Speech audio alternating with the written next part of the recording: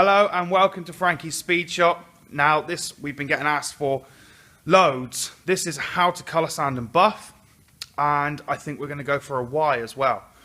So why should you colour sand and buff after a paint job? There's two reasons for that. And you can't paint. If you can't paint, slap loads of clear on and just do what I do, 1000 grit it and buff it. There is two reasons. If your booth, oh thank you compressor.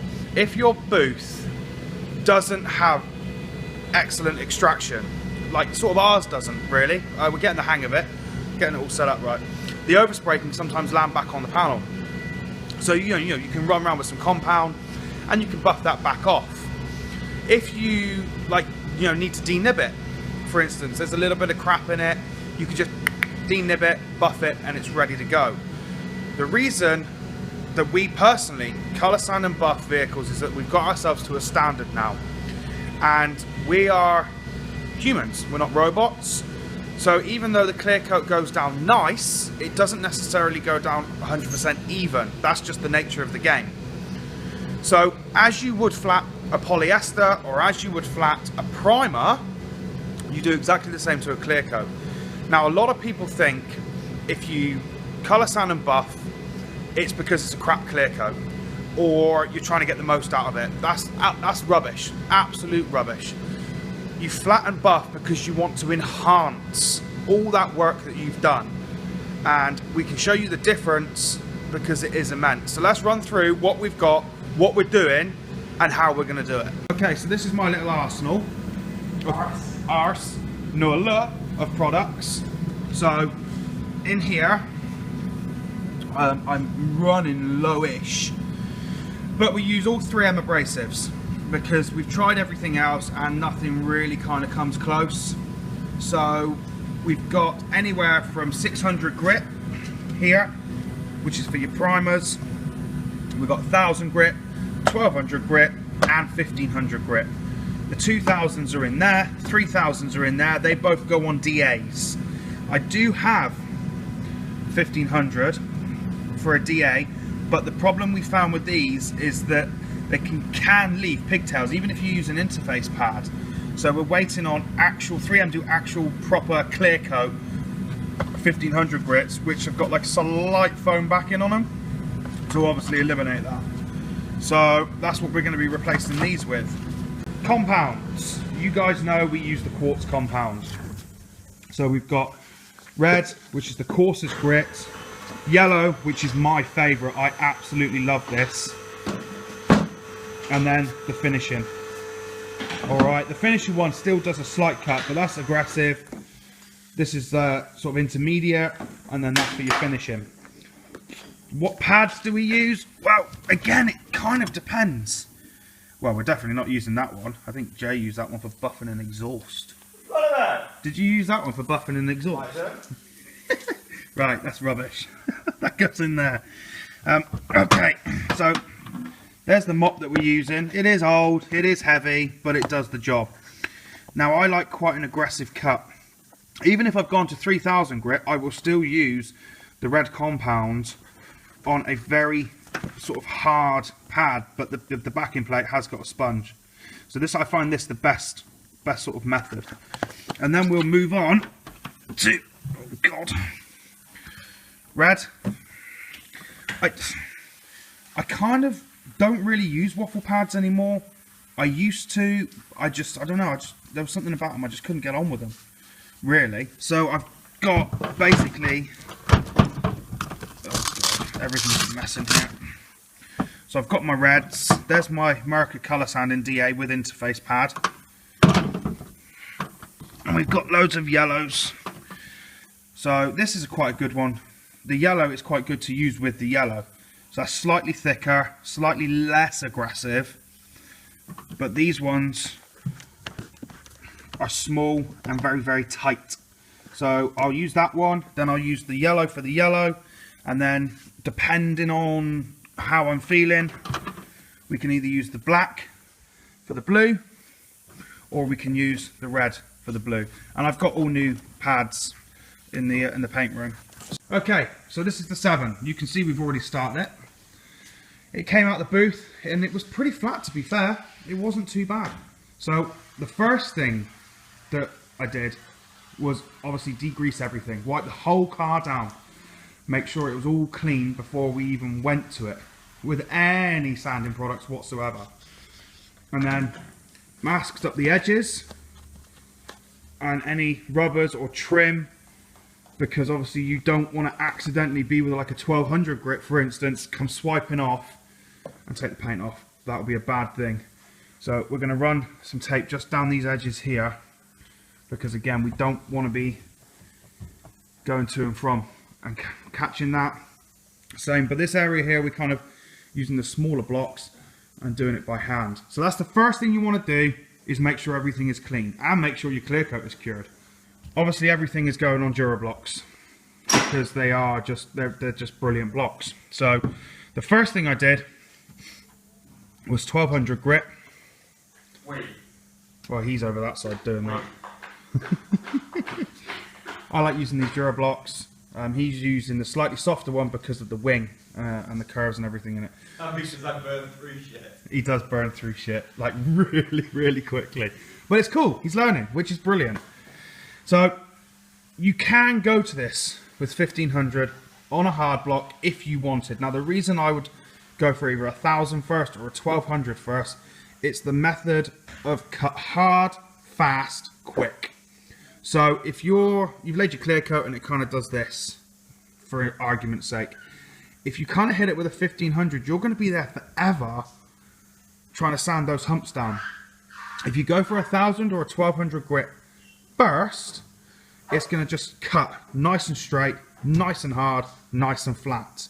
So that's the reason I would personally go for either a 1200 or 1000 grit first, depending on, you know, what clear you've used, how bad the peel is, if there's any crap in it, if there's a run in it, anything like that, go for 1000.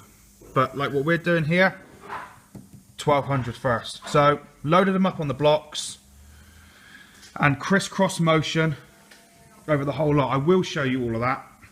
Again with the door, it's at 1200. Door. And Jay's just finished the wing. That's at 1200 grit.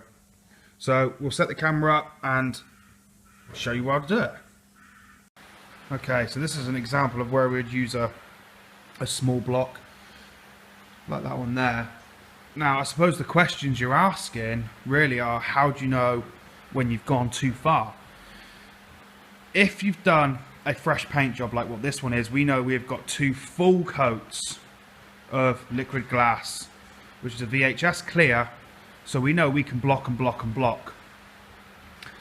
It's difficult to kind of know when you're sort of going too far, like, you know, a few more strokes and you're going to end up burning through. I suppose the trick is just to, after you've done a paint job and you know how thick your clear coat is, you will be hard put. I mean, you're going to have to really go some, especially with 1500 to go through a HS clear, definitely. Or if you put 3 coats of an MS clear on, you will be hard pushed to go through it before you've flattened everything out, you've got anything out and whatnot. The only thing is, if you have burned through anywhere, you've got to re-clear it. There's nothing you can do about that. But this is where, you know, you want to learn and take your time and know your products, know your clears, know your sanding pads, and that will tell you. But it is difficult, but that only comes with experience. You know, you won't learn all this overnight. So this is where we're going to go with our 1500, and we're not really going to use the big block on here because it doesn't need it. So literally, you can see all the creamy stuff come off. That's your clear, obviously mixing with the water. And I've got a medium pressure. You know, I'm not pushing crazy hard because we've already hit this with 1200. And you will find that if you do a 1500 by hand versus 1500 on the DA, doing it by hand is way more abrasive. Way more abrasive. So that's why you've got to make sure that when you jump to the DA, 3000 grit, 2000 grit, you spend your time and you really work those grits in to get these sanding scratches out. But if you're having to re-clear, or you're having to go for 1,000 grit longer than normal, you really should be looking at your clear coat and how you're applying it, not what you're cutting it with.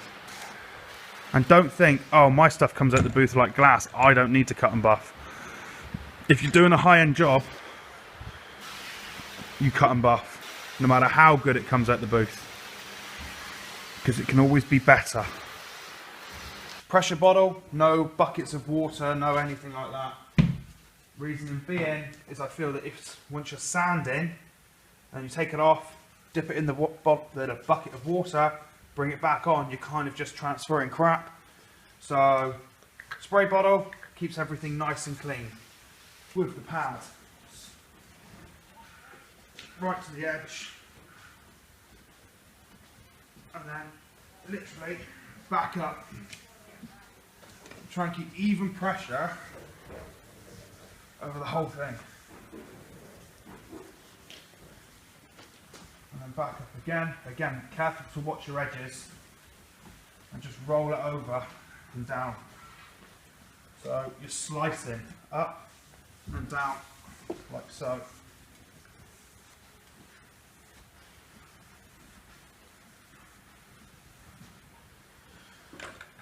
It won't take long, it doesn't take long to do this. Rinse it off, and you want to be checking, you want to be looking, you want to make sure you've got some lights as well, so you can kind of look down the panel. That always makes sense. And a good squeegee.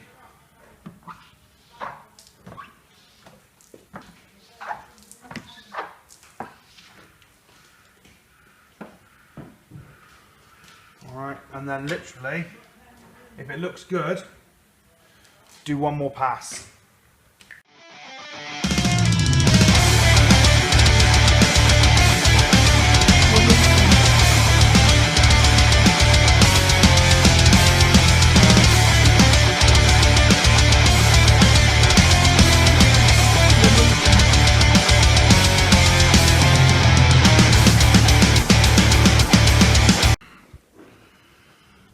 So it's hard to see, especially on camera, but you can kind of look down the panel, and what you want to do is rock like that.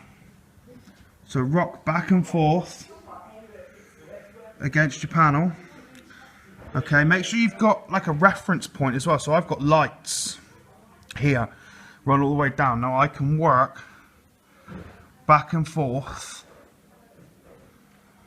like so, and I'll know if my blocking has been done right. Don't underestimate the block or this step, because you can get your 2,000 grit and 3,000 grit on a DA, and you can work that. That's your chill time. When you move to that type of grit on a DA, that is your relaxing time, because you can just take it nice and steady. There's no pressure on your hands. I mean, for me, this is hard because of my condition, but the DuraBlocks definitely make it easier. Again, just pump bottle, make sure everything's clean. Okay, now we know we've got some pieces down here that those straight blocks wouldn't have got into, and you can kind of see they haven't, and just down there. Alright, so that's what we're going to target. It doesn't hurt to have a couple of, like I said, different blocks. Alright, so and if you've got a slightly smaller block, you can really just rock that in. Alright, like so. Just really rock it in. Take your time, okay? I cannot stress that enough. Don't allow yourself at least 2 days. If you're going to do a whole car, allow yourself 2 days, okay? Do all this on the first day. Alright? And then on the second day is when you're buffing. So these blocks are quite good, because they will conform to the line of the car. But I wouldn't use a small block for a big area. I really wouldn't recommend it. Same as I wouldn't go straight to a DA for a big area. Alright. So just work. Na na na na na na na na na. and come over that edge. Because you've done the hard work with the 1200 grit. You've blocked that with the 1200 grit. So you know you're flat and you know you're straight. You're just taking out your scratches. You're refining your work. Okay, sorry about that. I forgot to record the 2000 grit. Phone decided to die and took forever to turn on. Oh, right, so we're going to go straight to 3000 grit now. Okay, now I just use a normal DA for this because the orbit is around 5mm on a normal DA. It's more aggressive than what my colour sanding DA is, and I tend to only use that for about 1500 grit. So we've got the 3M Trizac, alright, on a normal DA. Obviously this was a bit food bad, but on a normal DA. And how do you know when these 3000s have given up the ghost? They turn completely black. So now we're going to clean this off. We're going to 3000 grit this panel.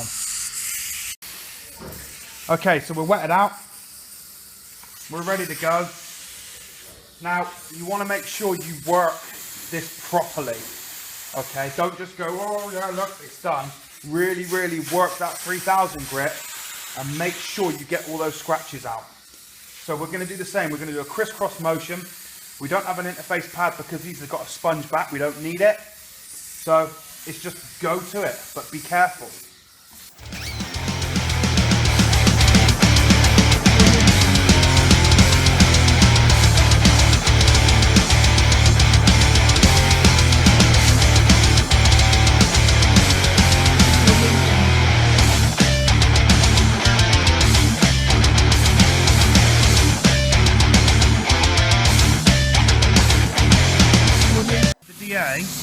You're in control, so you can turn it that way.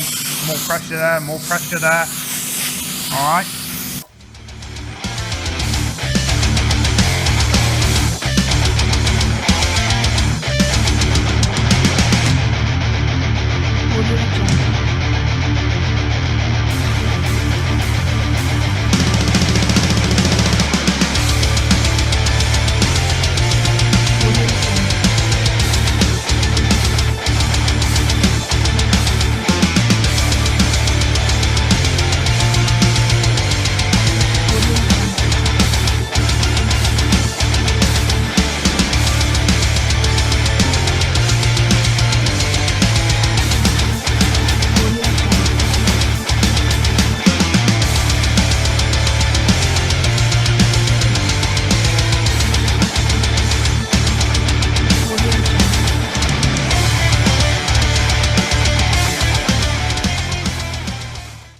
So when you finish with your 3000 grit, you can see the difference because up here is sort of 15, and then you go down here and that's 3000. You can now see why it's worth doing, and it's worth taking your time over and double checking and what have you. So that is kind of what you should end up with after 3000. So you want to go ahead and clean everything down. If you've got any tape, obviously take that off now, like so, and then you're going to be ready to get buffing.